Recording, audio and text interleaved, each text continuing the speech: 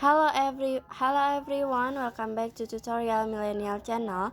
In this video, I'm going to show you how to see trending content on your own YouTube channel. Now let's get started.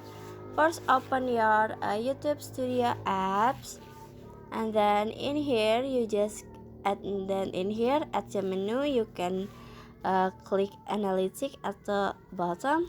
This one. And then in here you just click on top videos. This is the best videos at May.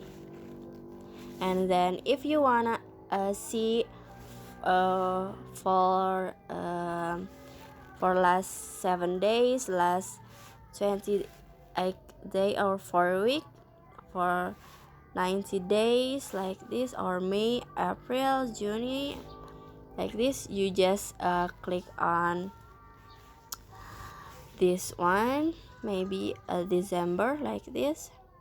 And then so this is the best videos on December 2021. And then so that how to see a trending content on your own YouTube channel. And then I hope you found this video to be helpful. If you enjoy with the content, please consider like, comment, and subscribe down below. Bye bye.